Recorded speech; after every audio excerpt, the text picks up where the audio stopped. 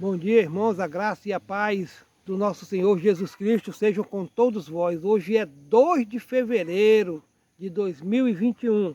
Vamos a mais um estudozinho do Manancial no dia de hoje, no qual se encontra no livro de Mateus, no capítulo 26, do verso 36 ao 46, para a honra e para a glória do nosso Deus. A palavra de Deus nos diz assim, desta forma e desta maneira, conforme está escrito, conforme o Espírito Santo inspirou homens que Deus escolheu de tempo em tempo para estar escrevendo, para nos deixar esse relato. Isso aqui é a palavra de Deus, que Deus fala aos nossos corações hoje.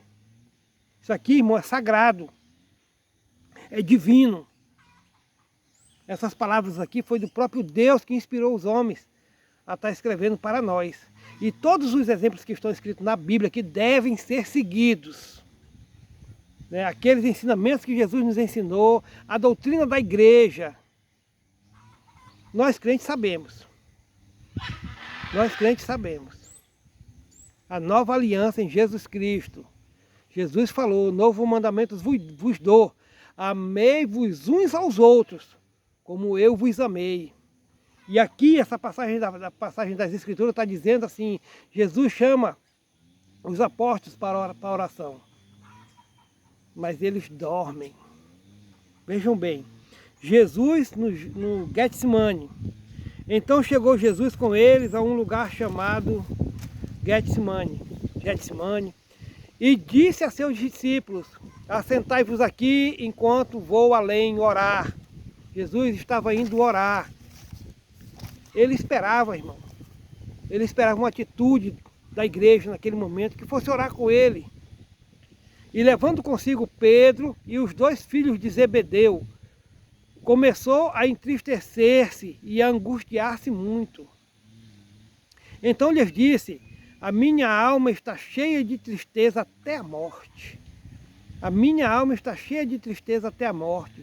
Ficai aqui e vigiai comigo. Ele chamou a igreja para orar.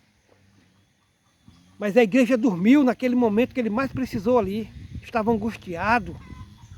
Né? E indo pouco adiante, prostrou-se sobre o seu rosto, orando e dizendo, meu Pai, se é possível, passa de mim este cálice. Todavia, não seja como eu quero, mas como tu queres. E voltando para os seus discípulos, achou-os adormecidos. E disse a Pedro, então, nem uma hora pudeste vigiar comigo? Jesus está perguntando para a igreja, vocês não podem vigiar comigo? Vigiai e orai, para que não entreis em tentação. Na verdade, o espírito está pronto, mas a carne é fraca. E indo segunda vez orou, dizendo, meu Pai, se este cálice não pode passar de mim, sem eu o beber, faça-se a tua vontade. Jesus estava angustiado. Ele falava que o espírito dele estava pronto, mas a carne dele não. A carne dele estava angustiada. Na realidade, ele estava assim meio que temendo a morte. Por isso que ele estava orando, buscando do Senhor.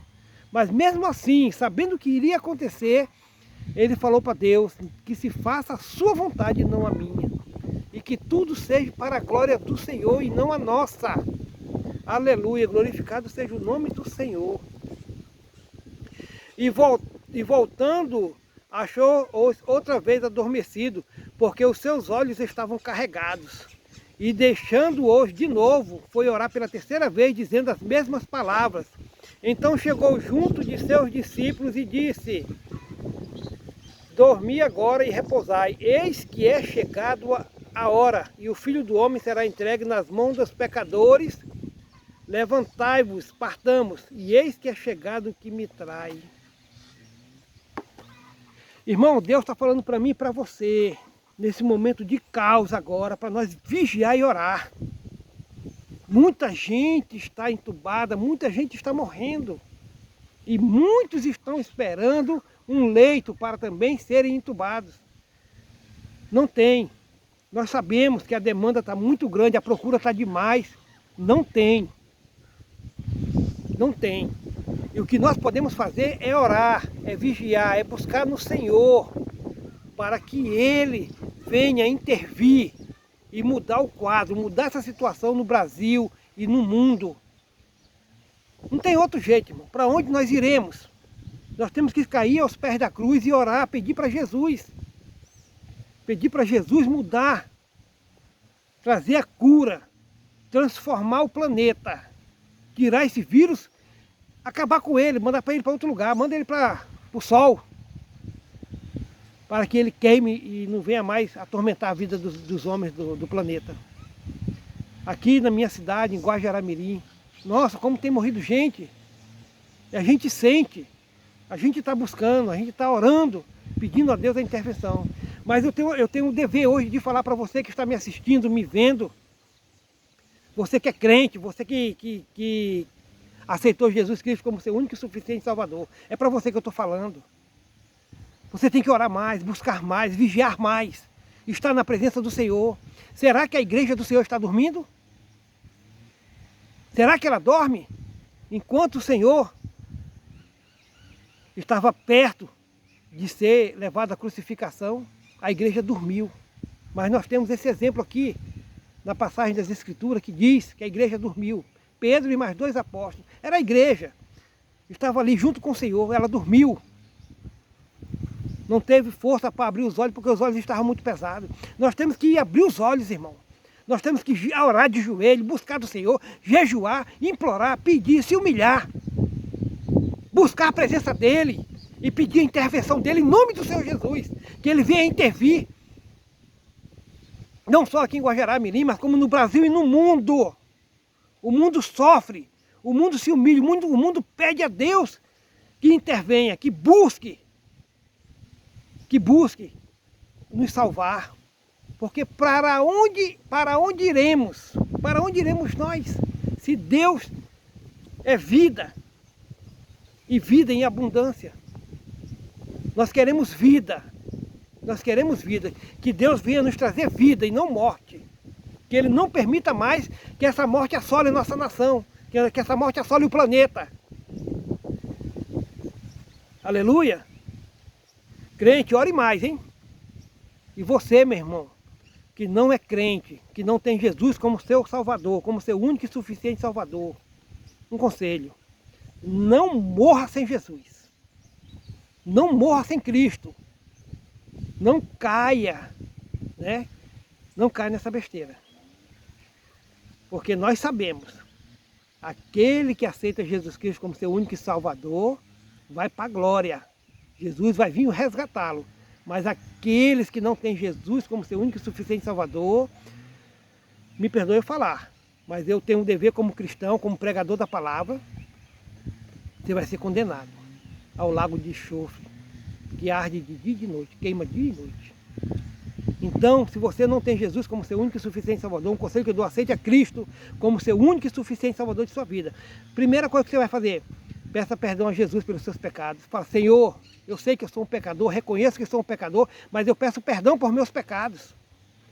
E agora eu quero aceitá-lo como meu único e suficiente Salvador de minha vida. Senhor, eu o recebo como meu único e suficiente Salvador de minha vida. Eu quero ter uma experiência pessoal com Jesus. Venha se fazer morada na minha vida, no meu ser. E tem que ser batizado também. O batismo é uma confissão de fé.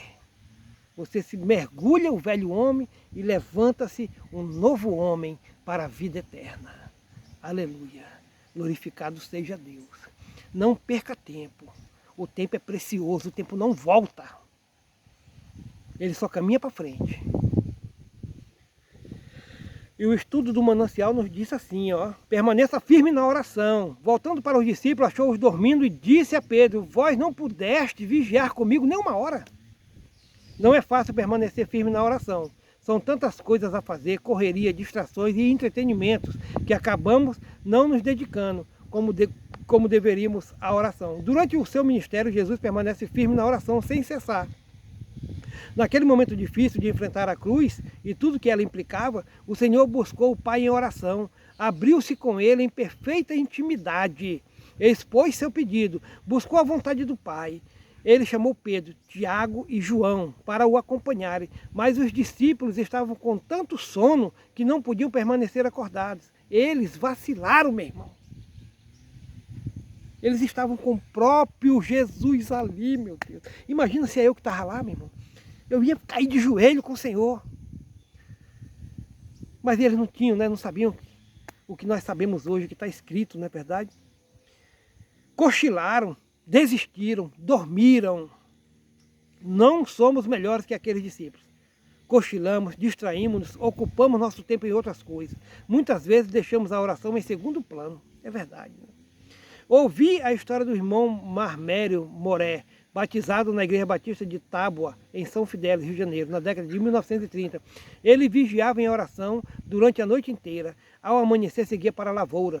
Sua esposa dizia que ele dormia umas poucas horas após o almoço e logo voltava para a roça. Então vinha novamente à noite e ele outra vez se dedicava à oração. Permaneceu assim firme na oração por muitos anos. Muitas vezes viu Deus agir milagrosamente salvando pessoas, inclusive seu neto Fernando Ared. Hoje, meu colega missionário na Junta de Missões Mundiais Nacionais. Vale a pena permanecer em oração, meu irmão. Vale a pena. Vale a pena permanecer em oração. Oremos ao Senhor. Querido Deus e querido Pai, graças te damos, Pai, por estarmos na tua presença, Senhor. E agora, Pai, nós repreendemos esse mal aqui em Guajará-Mirim, no estado de Rondônia, no Brasil e no mundo, Pai. Que esse vírus vá para o sol, vá queimar lá no sol. Mas que saia do meio de nós, que o Senhor venha intervir. Tenha misericórdia de nossas vidas, meu Deus. Nós te imploramos, nós nos humilhamos a ti, meu Pai. Cuida de nós. Para quem iremos se tu tens a palavra de vida eterna? Nós queremos vida e vida em abundância. Em nome de Jesus, nos ajuda, nos socorre. Amém. Aleluia. Fica na paz, meu irmão. Deus te abençoe, querido.